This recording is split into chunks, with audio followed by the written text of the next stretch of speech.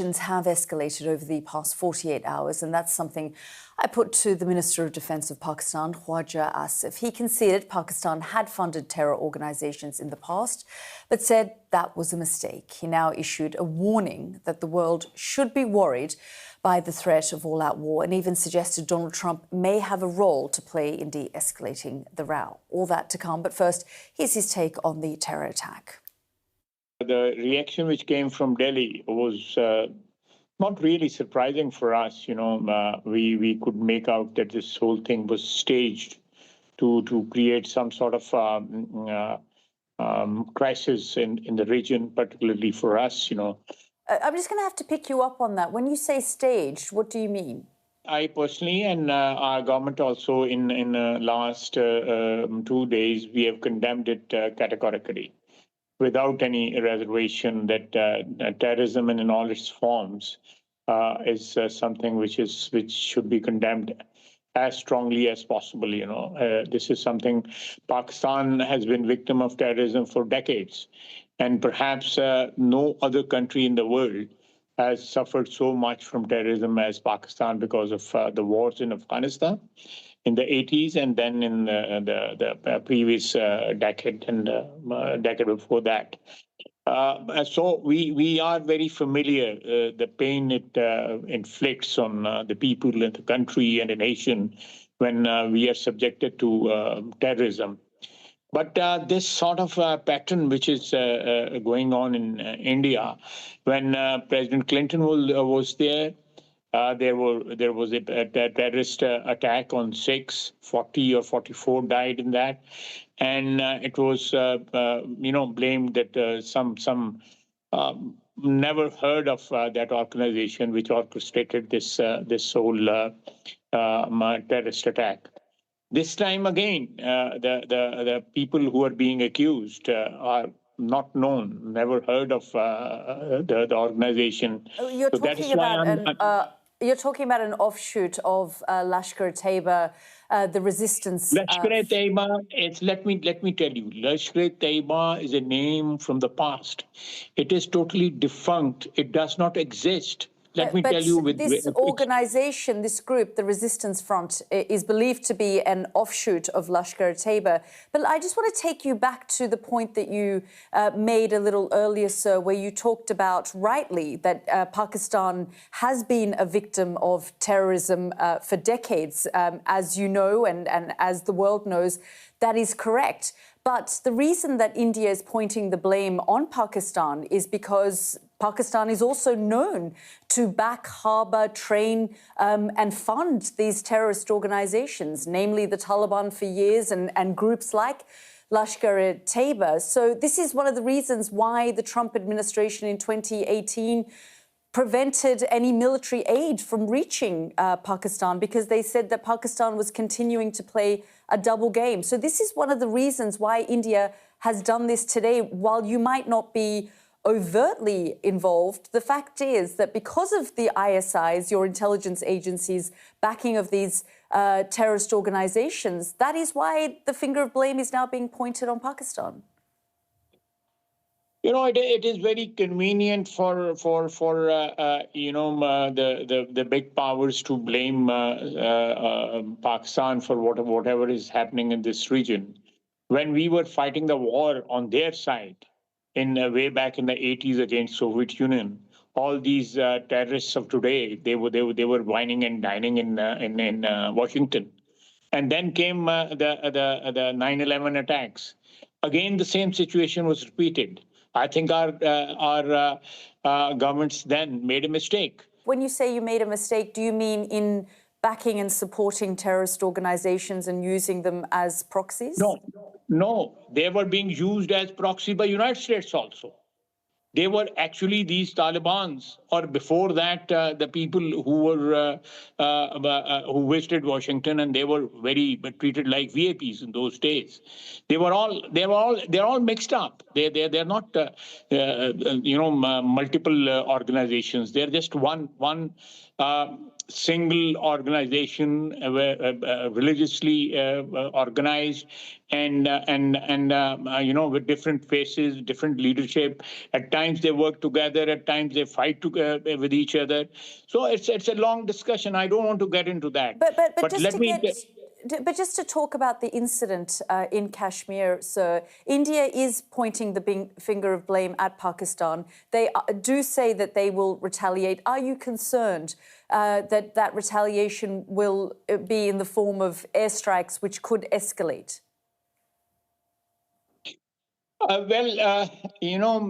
This has happened before also, Pulwama, which will later prove to be a false flag operation.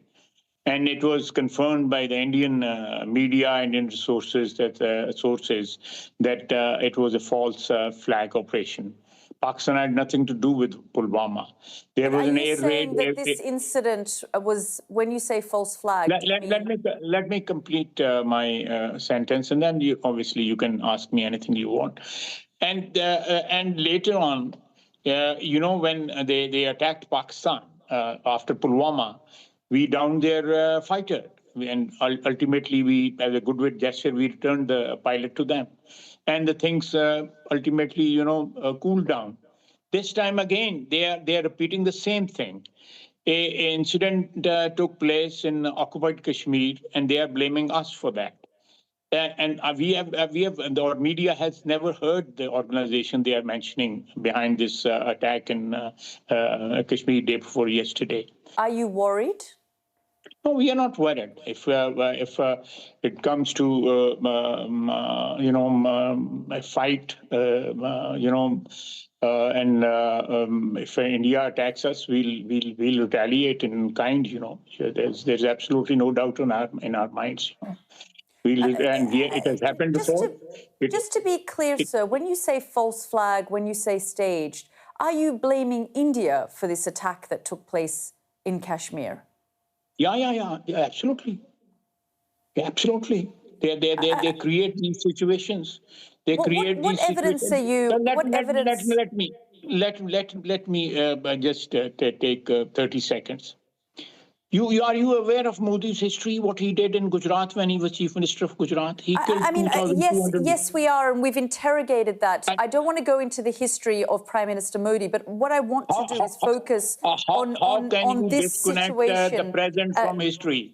The reason India is blaming Pakistan is because they believe, and the United States has long believed, and that was one of the reasons why they pulled military funding from your country, is because Pakistan, its intelligence agencies, fund and back these terrorist organizations. That's why they're blaming you. You are now saying that this was staged by India based on what evidence? They never came up for any evidence for these incidents in Kashmir. Any evidence.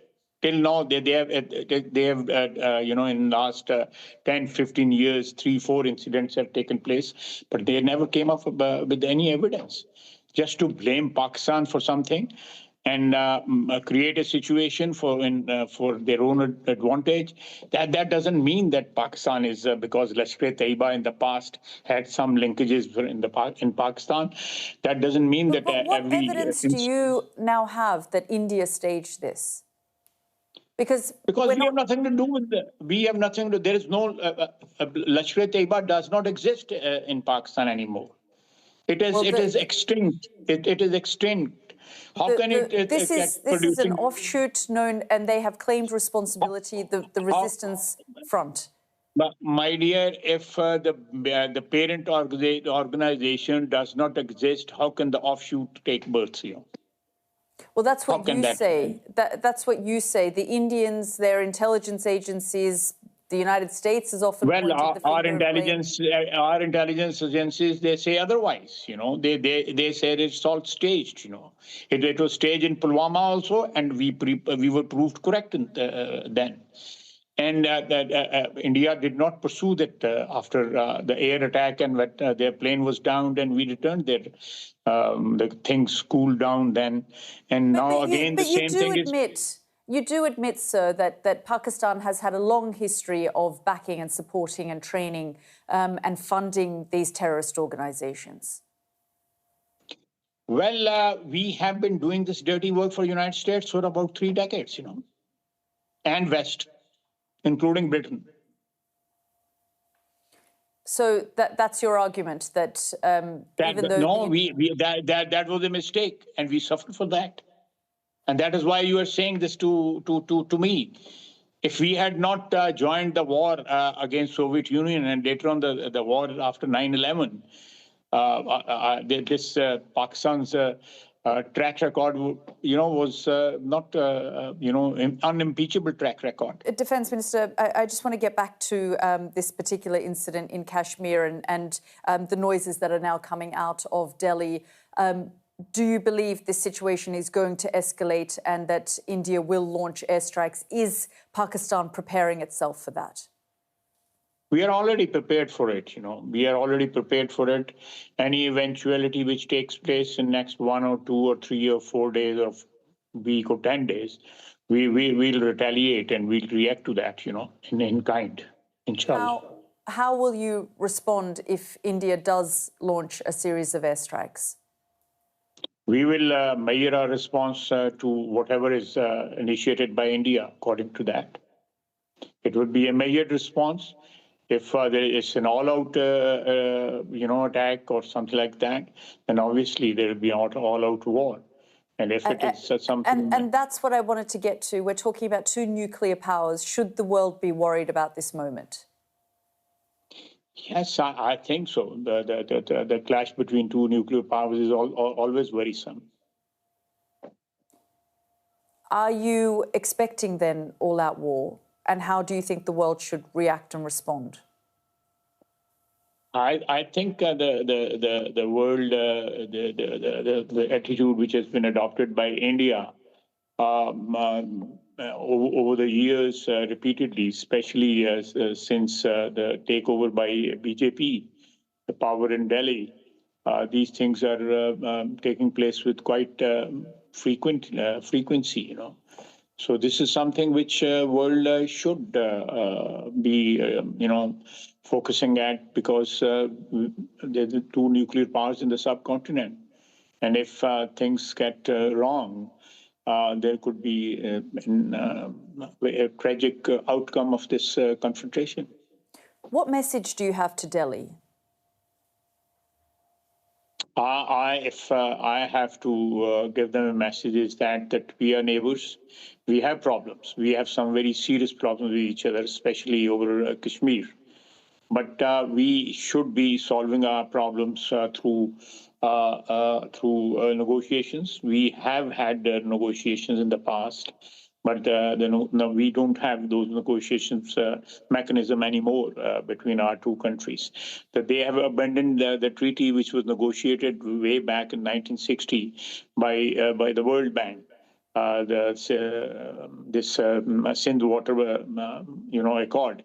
So they have abandoned that, which is a very serious breakdown between the 2 countries. The relation between the 2 countries is a serious breakdown. It is underwritten by the World Bank. This treaty, they cannot abandon this treaty just like that.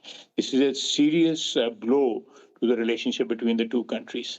I think India should not be resorting to such measures.